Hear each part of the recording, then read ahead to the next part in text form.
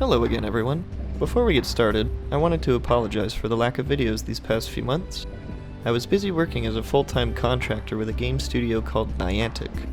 Recently, they decided to shut down their entire Los Angeles office. Unfortunately, that means my contract has ended earlier than expected. Given my newly acquired abundance of free time, I have decided to kick things back off with the Jak and Daxter Mythbusters series. I was planning on starting with Jak 2 today, but seeing that it isn't quite ready, I'm going to be sticking to the Precursor legacy for this video. Now sit back and let's get back to bustin'. Myths, that is. When Klaww dives under the lava, does he disappear, or can he be seen underneath with free cam? When Klaww dives into the lava to change positions during the fight, his character model disappears and reappears while under the lava. During the giant rolling boulder portion of the fight, Klaww's character model stays submerged for the duration of the rolling, but ultimately ends up disappearing and reappearing again to begin the next phase of the fight. When Klaww is defeated and sinks beneath the lava, he disappears here as well, and the rock platforms begin to spawn in.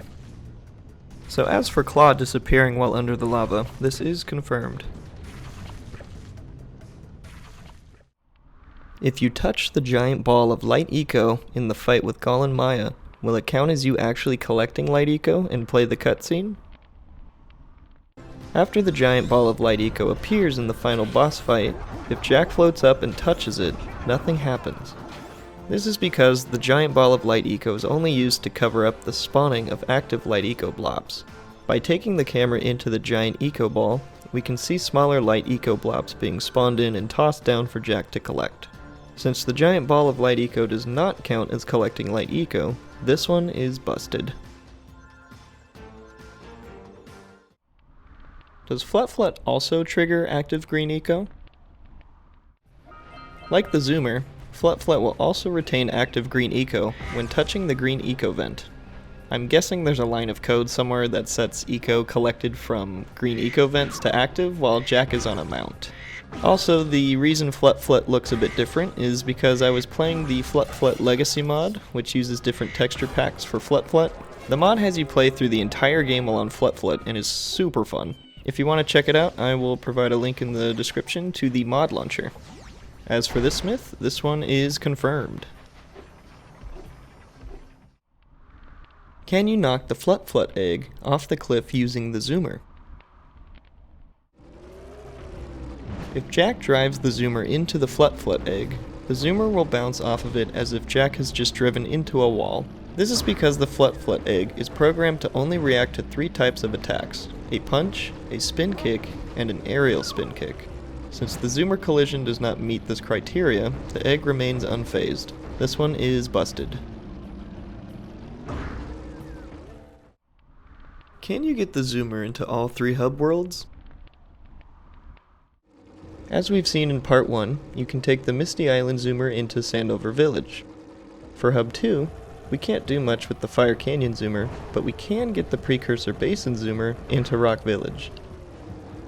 By performing a well-timed jump off this ledge, we can gain enough height to land on the side of the wall. From here, we can gain enough speed and jump over the invisible barrier into hub 2. As for hub 3, we can't get the Mountain Pass zoomer or the Lava Tube zoomer into Volcanic Crater. The spaces are just too tight and closed off with minimal zoomer movement options. As cool as it would have been to see happen, this one is unfortunately busted. Can you get the farmer's Yakows back in the pin while only using yellow eco? When Jak shoots yellow eco at the Yakows, the eco shots go right through them. I'm guessing this is because the yellow eco shots aren't one of the attacks that triggered the Yakow kick state, which in turn would cause the Yakow to move or begin moving. The Yakows are programmed to start moving when Jak is behind them, so you can walk and shoot behind the Yakows to make it appear as though Jak is hurting them with yellow eco, but alas, this one is busted.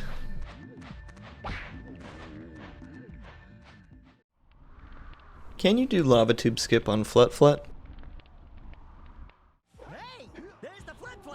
In Snowy Mountain, we can break Flut out of her confined area by wall hopping over the invisible barrier. We can then perform a precise jump into a dive to bypass the Snowy Mountain death plane and make our way down into Volcanic Crater. From here, we make our way to Lava Tube. The game deloads Snowy Mountain and makes room for Lava Tube to load in. But since we're on the Snowy Mountain Flut during this process, the game crashes. But let's say we could bring Flut into Lava Tube.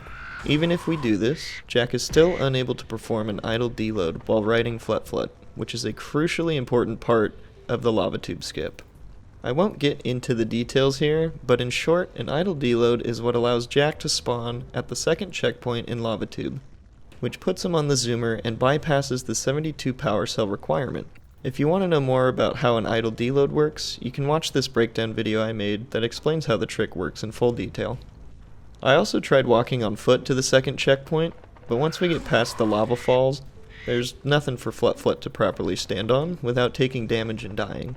I challenge anyone out there to attempt this one, but for now I am calling it busted. Can you get behind the door to the power cell without activating the platforms in LPC? Instead of solving the puzzle to open the door, we can take advantage of water physics to skip it entirely. By ground pounding this platform, we can get it to bob up and down in the water. By timing a high jump at the peak of the bob, we can get Jak over the wall and swim to the locked power cell room.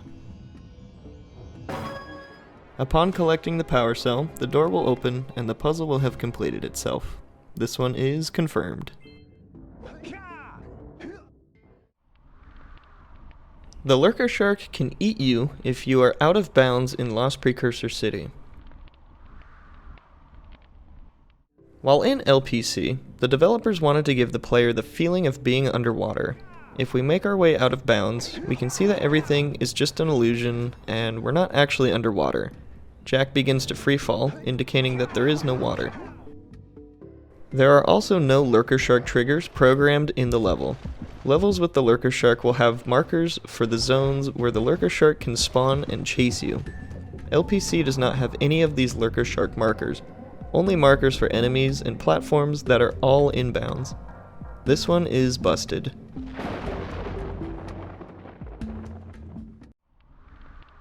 Is there a fully modeled Precursor robot under Boggy Swamp? In the ambush section of Boggy Swamp, there is a Precursor robot arm that is being lifted out of the sludge. If we take the camera underneath the sludge, we can see that it is just an arm and not the entire Precursor robot. The developers wouldn't want to waste resources by rendering an entire Precursor robot that the player would never fully see. So this one is busted.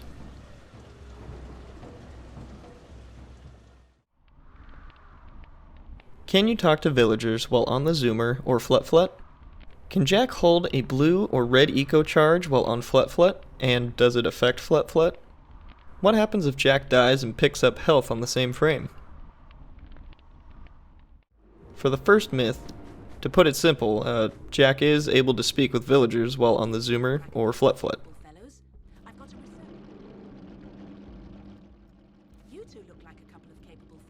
For the second myth, Flut is able to hold blue and red eco while also receiving their buffs. While holding blue eco, Flut is able to open doors and activate platforms while also receiving a speed boost.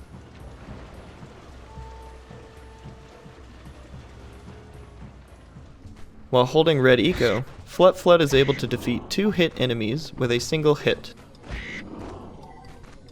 For the third myth, if Jak picks up health and dies on the same frame, the game will prioritize him picking up the health.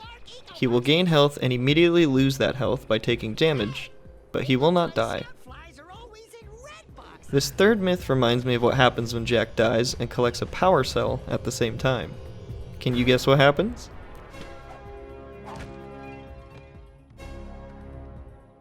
Well, Jak becomes a ghost. A ghost unable to collect or interact with anything or anyone. Enemies barely even notice Jak and are too afraid to attack. The only way Jak can return to the mortal plane is to bonk on a wall. After bonking, the enemies will notice Jak, snap back into existence, and attack him as normal.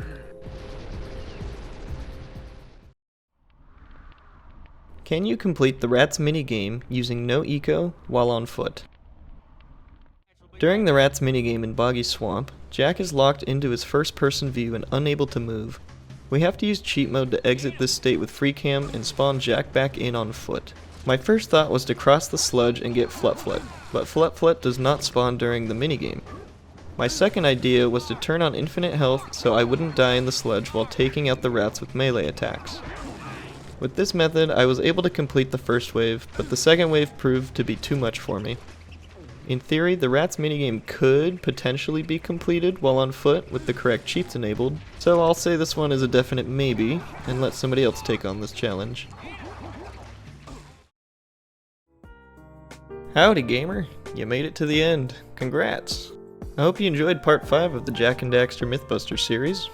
I'm hoping for the next video we can get things started with Jak 2 since there is a lot to cover in that game. Anyways, thanks again for watching and I will catch you next time. Peace!